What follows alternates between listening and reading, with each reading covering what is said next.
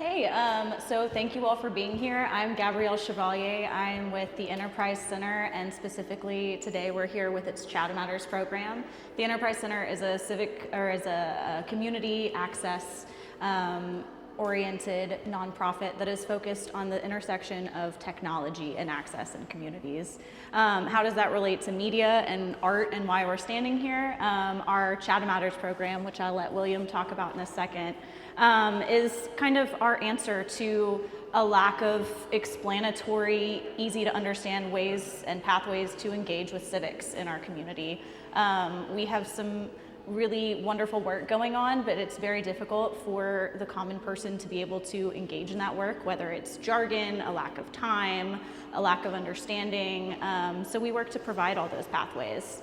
And then outside of that specifically, William and I have journalistic backgrounds, so we'll be talking about this piece from that lens and from our perspective. Yeah, and so my work with Chattamatters, it's really just a small media outlet here in Chattanooga. And like Gabby said, it's really focused on civic engagement, people getting involved in their communities. So, you know, I'm a writer, I'm a videographer and a producer for Chattamatters, and we do stories about all kinds of stuff in Chattanooga.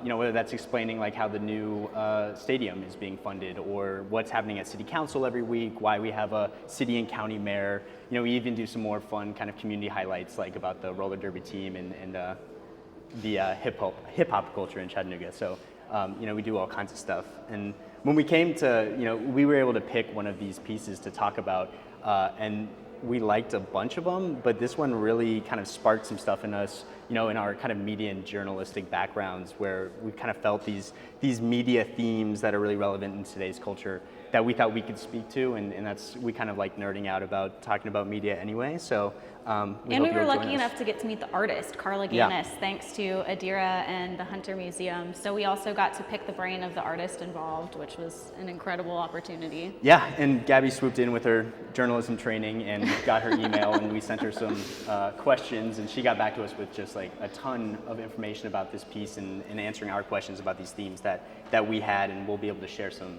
quotes from her tonight too, which we're excited she about. very kindly indulged us in many questions, so we're excited. Yeah. And with that, you had a quote that you really wanted to start with. Yeah, this was Carla answering one of our questions just about this piece and kind of what she thought about it. And I'm quoting her. She said, 10 years ago, I crafted many Bosch-inspired original emoji. And this painting is based off of a piece by Hieronymus Bosch.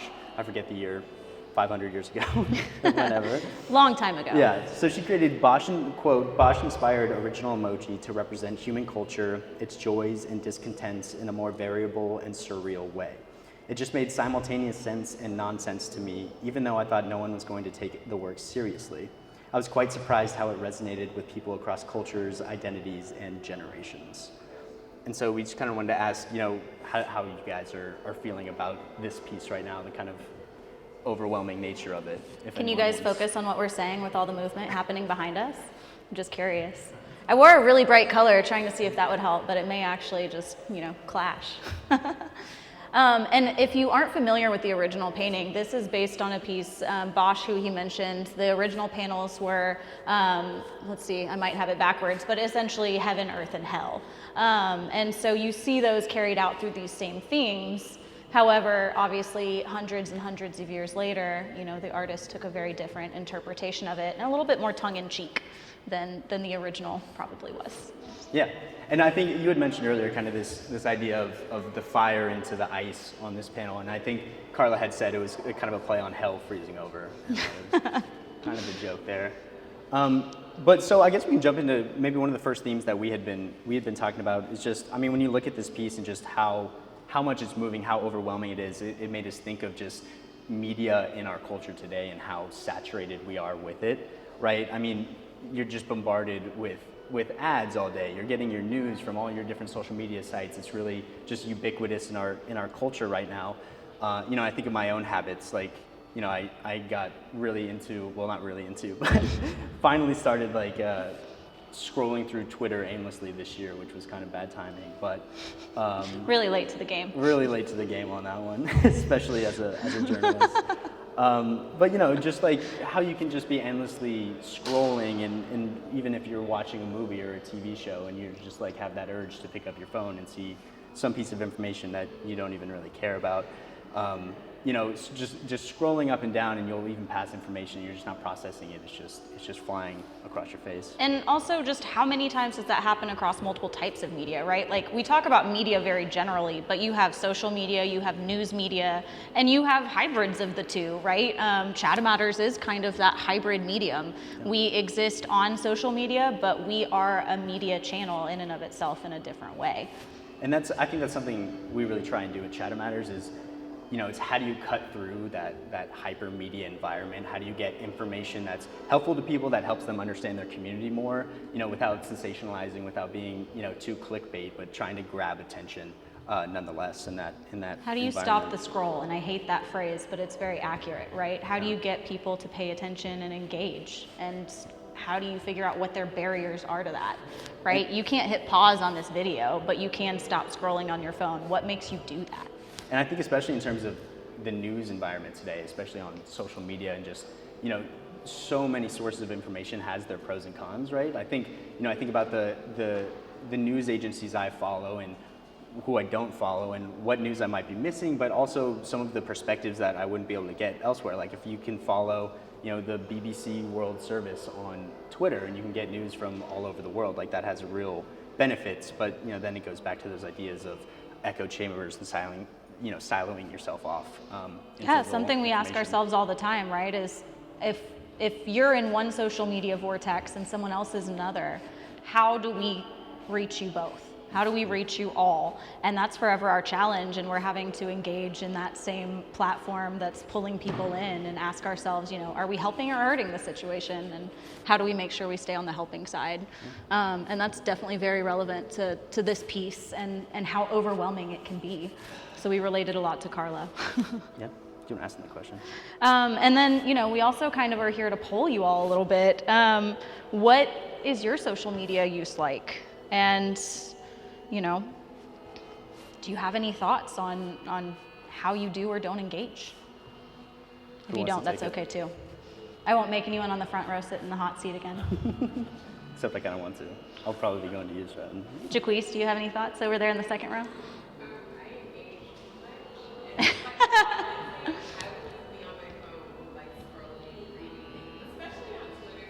It's interesting to hear that you say, so for anyone who can't hear her, she was saying she scrolls too much, but you also said that you read. And I don't hear that a lot from people, so that's really interesting. I love that.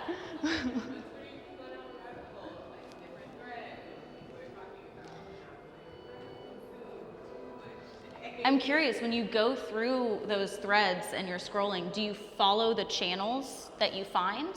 Or do you see them once and then lose them? Sometimes I see them once and then lose them. If it's really interesting to me, then Yeah. Specifically on Instagram, I think because it's more visual, and I prefer that visual. So I mostly follow a lot more on Instagram. Yeah, so for anyone who didn't hear, she does actually follow a lot, and that's awesome, and we love hearing that. So thank you for letting us take the pulse a little bit. Anyone else before we kind of move on? Yeah? I'm really careful with the algorithm, just like accidentally liking something and getting like blown up by it. Yeah. Yeah. Is there a way out of it for you if you do accidentally like something? I'll just like a bunch of dog videos. So yeah, social media curating your feeds. By that same thread, as you are thinking about how social media shapes your worldview, or is that something you think about actually?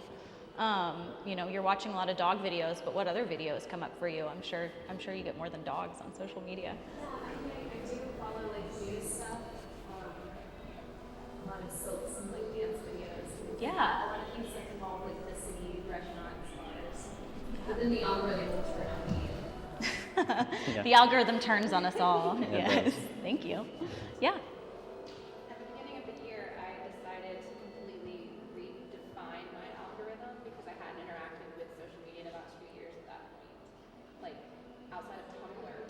Hadn't interacted with social media in 2 years. I think you deserve a gold star for that. Seriously. But what I decided to do was get rid of anything that wasn't local. So people I didn't know in person, any type of like fan account or Yeah. just things that were related to consume and sit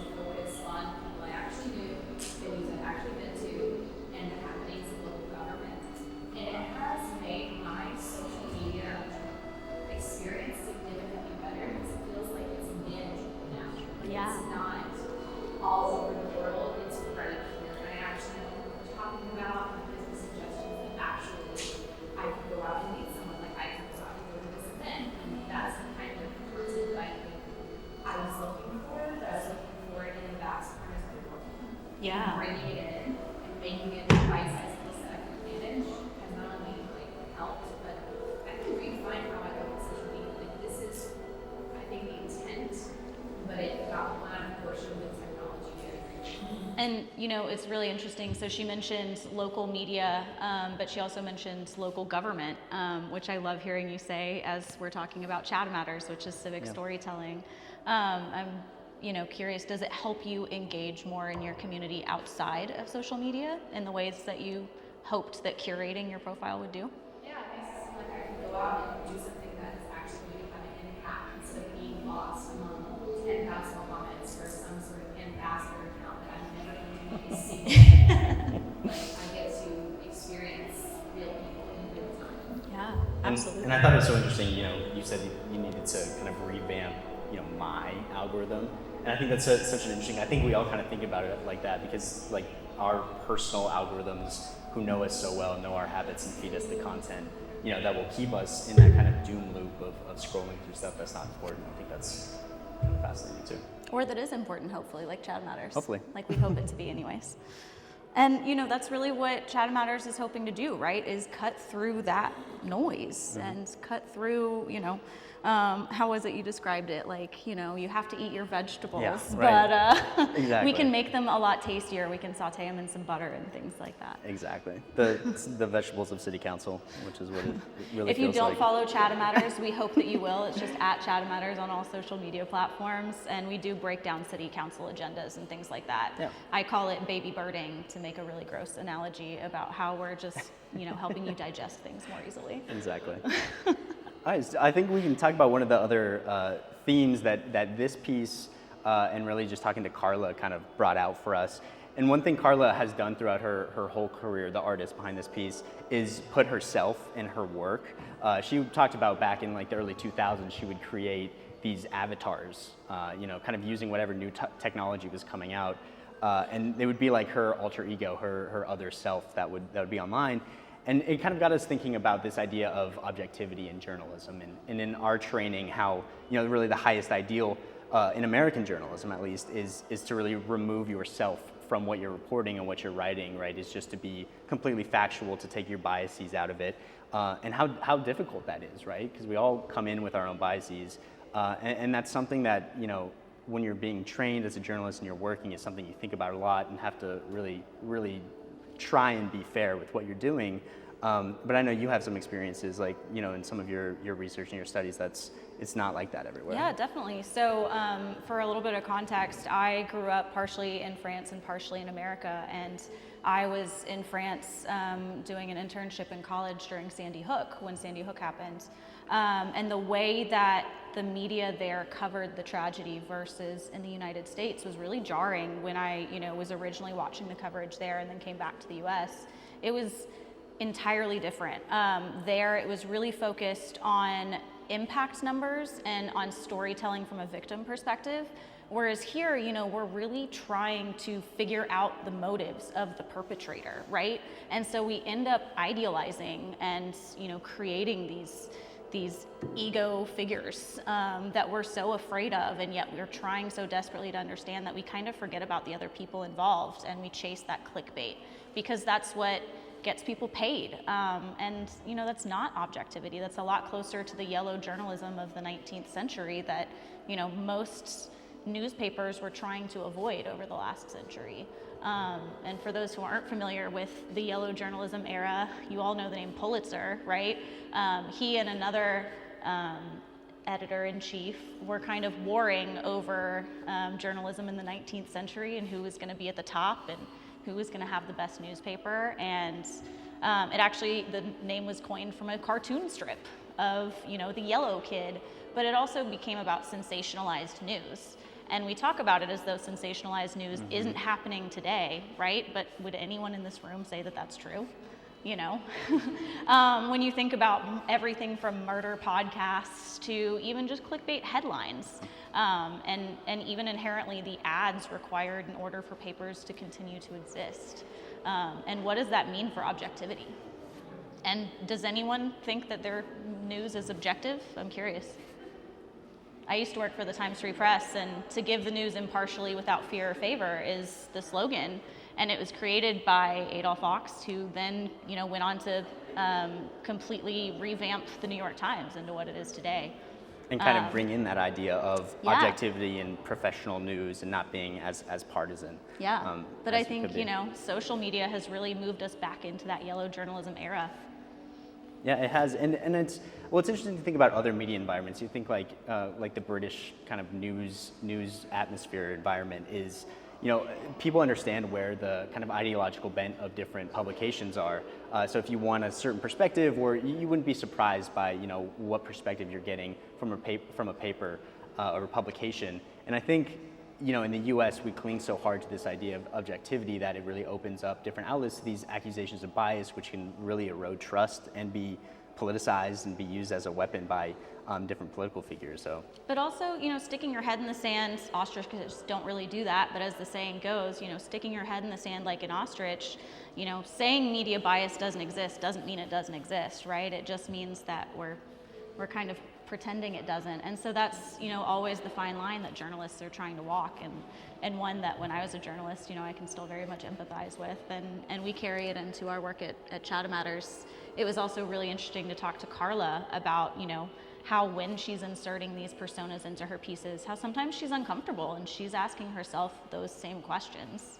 And, you know, social media, I think, requires us all to ask those questions of ourselves. yeah, and I think that leads us well into kind of the next sort of topic we want to talk about was, you know, Carla has evolved over time. Pretty much any time a new technology comes out, you know, now even working with, you know, AR and VR and AI, is she's doing kind of a new frontier of her own art, kind of always, you know, adapting herself and changing. And that got us thinking a little bit about how just our media environment has changed, right? How multimedia content, you know, video is really like the king now, and social media content.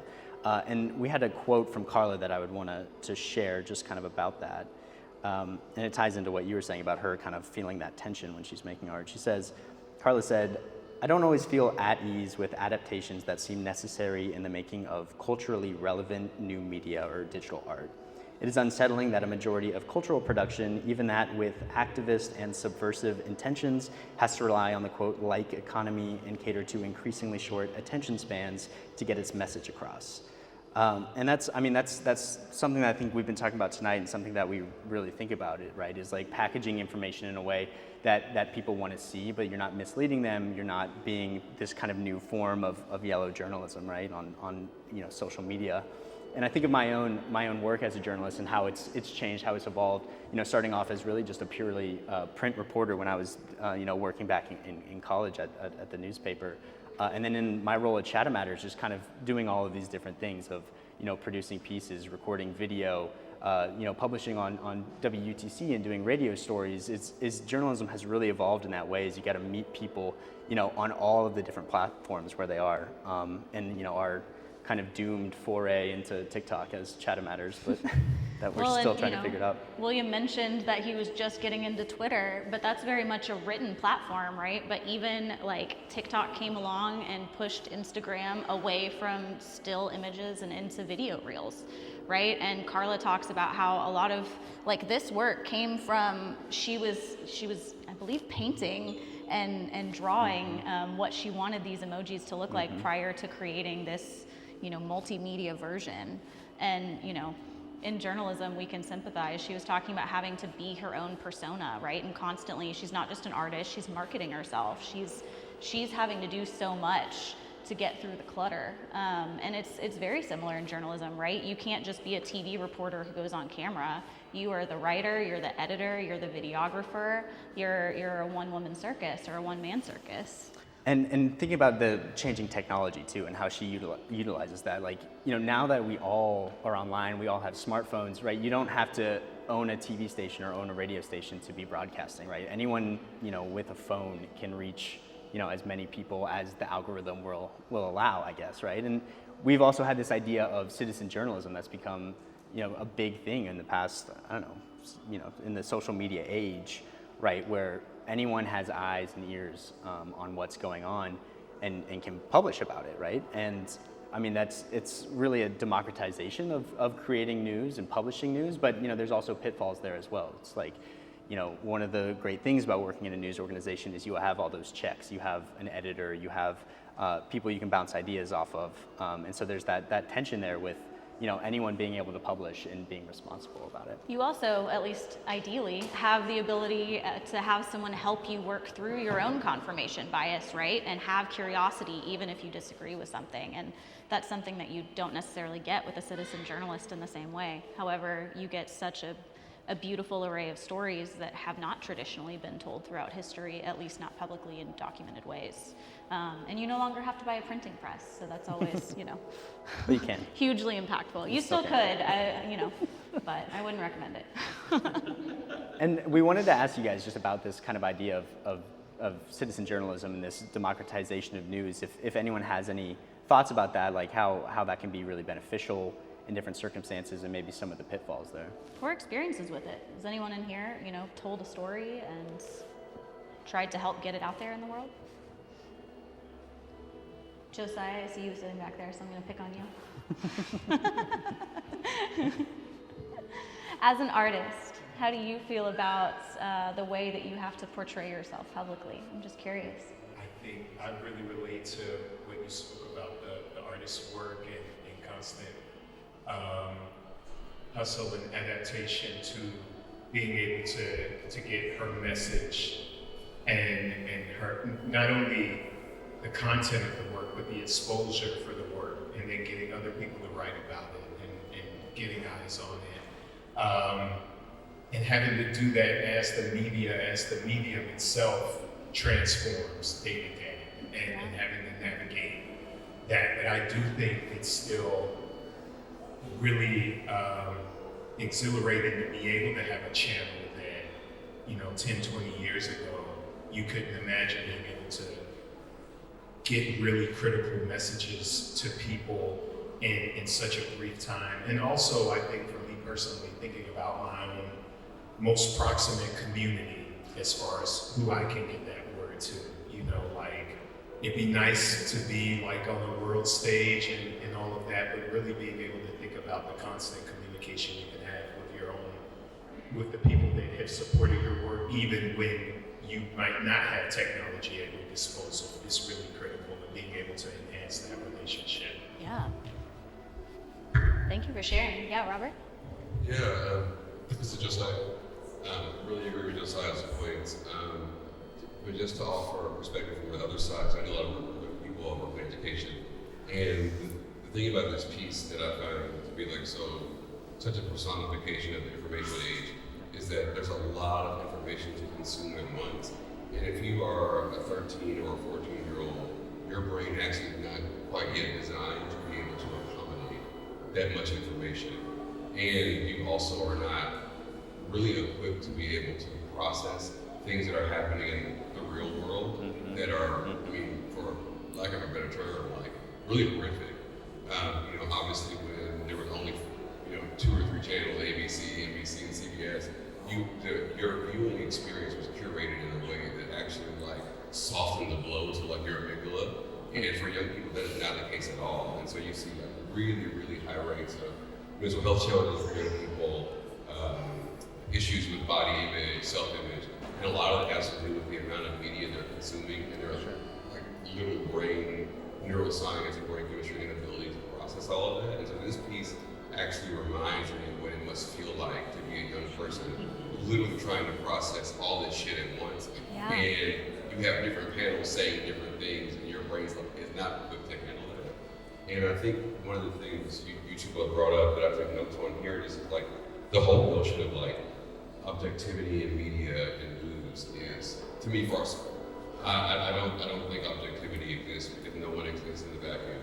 And what I think the best news sources do is name the limitations of their perspective, name the logic in which they're situated, and actually offer questions to suggest And if I wasn't believing this thing this way, here are the questions I would ask. And there's less and less of that oftentimes in like more citizen journalism.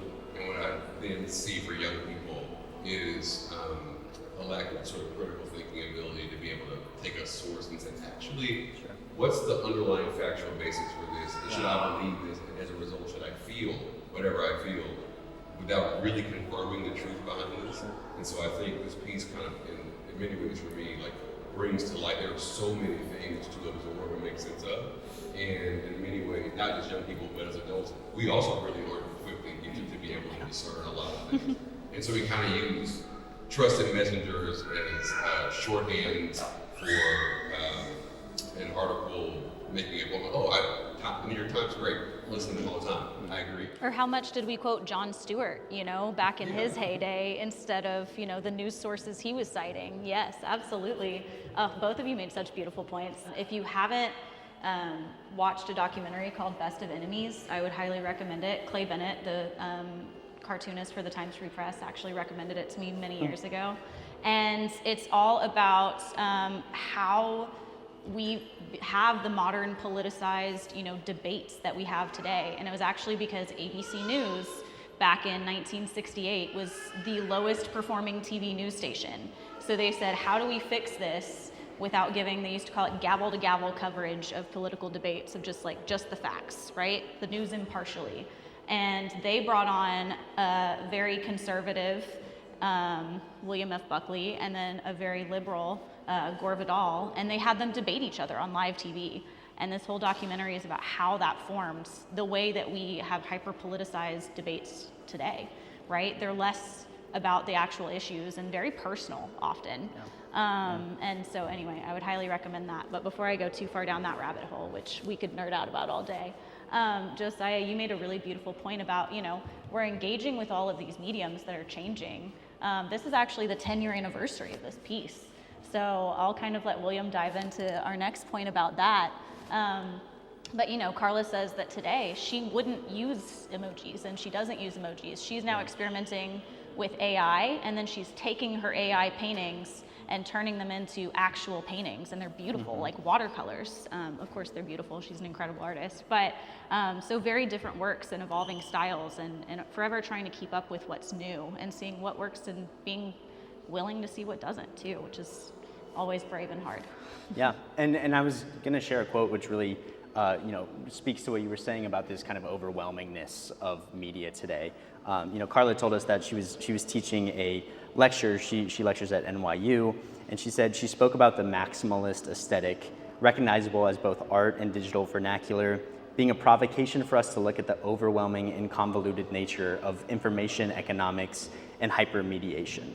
And I think when we have this, this piece behind us is really speaking to that. And when I think about this new media environment, I think about hypermediation and maximalism. My first thought is to TikTok and the way that that feed is just endless of just it's video, it's audio, it's text on the screen. It's just like a rush of information.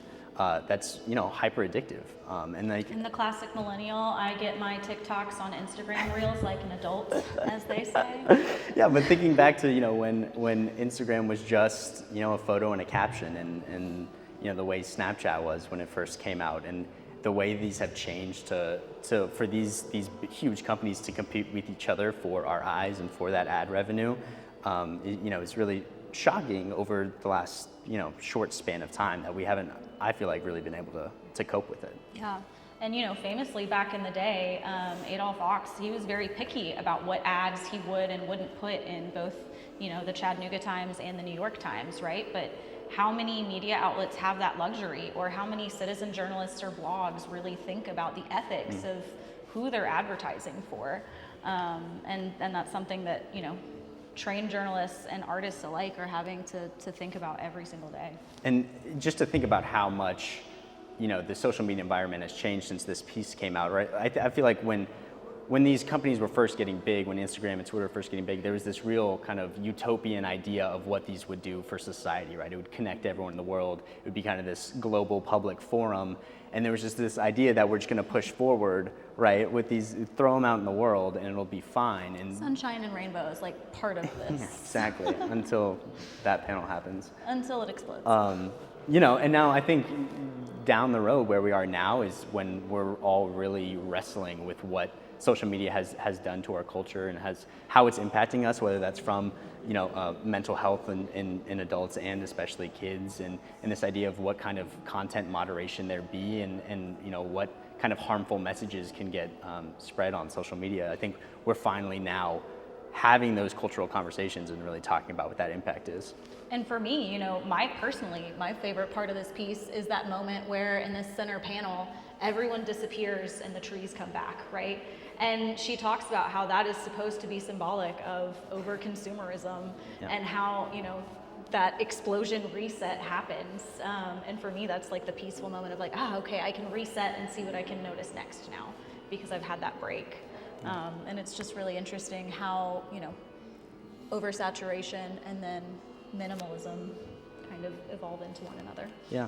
And one of the questions we wanted to ask just kind of about this is, you know, when you think about social media in your life and, you know, in the broader context, do you think it has been and continues to be a net good for society, or do you think it's been a net negative overall? I wonder if anyone has any thoughts on that. Hope you came ready to answer the big questions tonight, because apparently we're asking them. Any thoughts? I think I've picked on everyone I know here already. Yes? I'm going to take a chance on this. Please. We love chances. There is a, you know, everything, atomic energy, you can use it for good or for evil. But what I'm concerned about is the AI. Evidently, AI programs the targets for the drones. They don't care where it is, it's programmed to be the most effective. Netflix, their series The Crown, they just brought it back with a new cast. One of the best companies with AI chose how to portray the characters and which actors and actors could best play the part. They didn't have to audition. Wow, I didn't know. My son works in New York for a big firm. He's had a little trouble with the competition that he's in charge of, the people that work under him. Just for the heck of it, he typed in AI, what should they do about this problem? And they had it all figured out for him. I wonder about, you're saying how to get these messages out. You get the company that can afford the best AI programmer or whatever they do, and they could program the artificial intelligence can do your jobs within the next 5 years, and we don't need you anymore because it's all figured out for you. Does that bother you?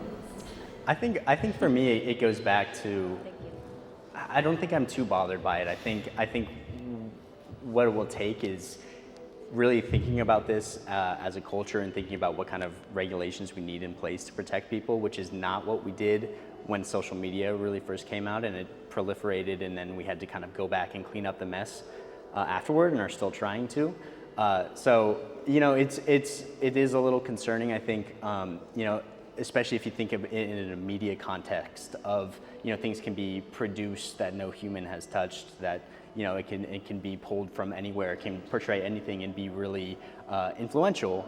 And I think it also goes back to this idea of media literacy, which was brought up earlier, of being able to like look at something and see the message behind it, who's posting it, and trying to be able to kind of analyze where that information is coming from. So I think it's going to take a lot of training for young people, and it's going to take, you know, people who can put in, you know, I guess not roadblocks, but regulations to try and make it safer. And you just hope that can happen. And you know, for me, I use AI the most as a thesaurus, right? I say, I need a phrase for this that is, you know, explaining to a fifth grader or something of that nature. And AI can be a very useful tool, right? It's a language learning model though. It can't it can't replicate what I do if I am engaged in my community. What it can do is predict words and predict the order that it should put those words in, right? And so I had a friend, for instance, send me an Instagram reel, because again, I don't get my information on TikTok. I'm a millennial, and I refuse to download another app. Don't tell anyone. But you know, this reel was joking that this person asked AI to explain a topic to him as though he was a 5th grader, but also in the voice of RuPaul, right? And so he was able to interpret information in a way that was funny and humorous and easy to engage with because he used AI. And then he goes on and he builds off of that knowledge in a way that, you know, a predictive language model can't ever really replicate, not as it exists today. Yes, are people trying to get them to write blogs and do things? Absolutely. There was a story about, you know, a paralegal who used AI to try to find precedent in cases to prep for a court trial. But what AI does, if it doesn't know an answer, is it makes one up. And she didn't do her fact checking, right? So fact checking becomes incredibly important if you're using AI, just as it is if you're a journalist or just a human being writing a paper, or someone just interpreting information, right? Do we actually discern what we're writing before we or seeing or hearing, or do we just, you know, internalize it as is? And, you know, that's true in a social media algorithm, it's true in this video, and it's also true when we're talking to someone on the street. So I think that it's something to be cautious of, but I don't think in this day and age that I'm worried that it's gonna replace my job. And I've some local news outlets I've seen have kind of experimented with cutting costs with having, you know, like a local sports story be written by a language learning model. I think ESPN uses them a lot on social Yeah, media. Their probably Twitter do. feed is wild. Yeah. And you can tell, and some of those stories are really bad. So right now, I'm not too concerned, but you know, I think there needs to be protections in place. 5 years, I'll circle back with you. Yeah, exactly. I think that's everything. Yeah. Yeah. I think that's everything we wanted to kind of chat about. Do you guys have any other thoughts or any other questions? We threw a lot at you, and there's a lot going on behind us. How's everyone feeling? Yeah. Any questions, thoughts, feelings? Awesome. Well, thank you guys. We Thanks so much for appreciate coming you. on.